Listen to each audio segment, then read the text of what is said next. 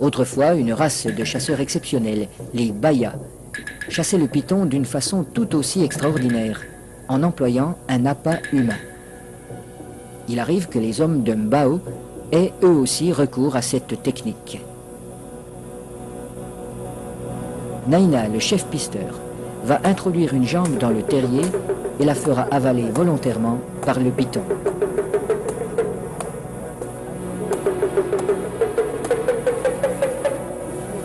Il est indispensable de posséder le remède qui a été fourni par le sorcier. Cette mystérieuse préparation, à base d'herbes et de racines écrasées, n'a pas qu'un effet psychologique. Elle a le pouvoir d'attirer le serpent tout en protégeant la jambe du pisteur. Le remède agit encore comme un lubrifiant. En imprégnant un tissu qui entoure la jambe, il facilite sa pénétration dans la gueule du reptile.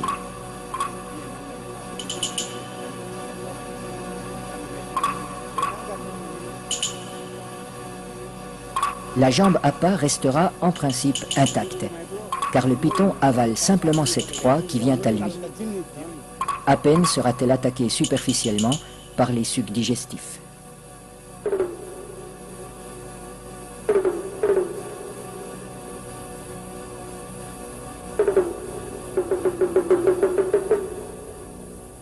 Cette chasse n'est pas sans risque. Un python particulièrement puissant pourrait entraîner l'homme dans son repère. La jambe restée à l'extérieur limite ce danger, mais le pisteur court le risque d'être désarticulé.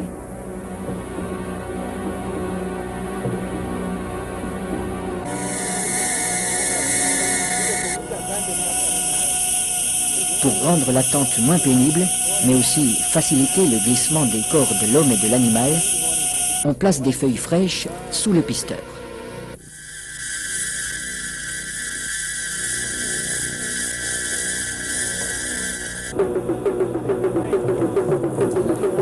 Sa jambe est déjà avalée au-delà du genou quand il commande qu'on le tire en arrière.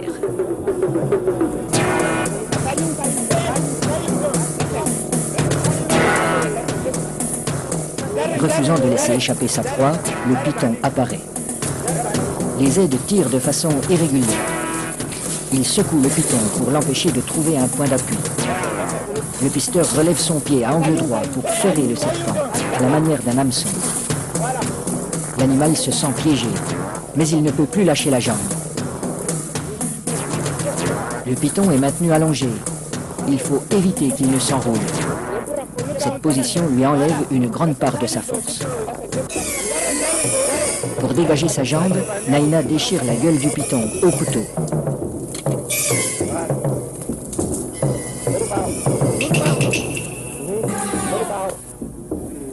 Puis, il lui tranche la tête. Les autres pisteurs relâchent progressivement le serpent. Dans un premier temps, le corps décapité reste inerte. Puis apparaissent des ondulations nerveuses de plus en plus puissantes.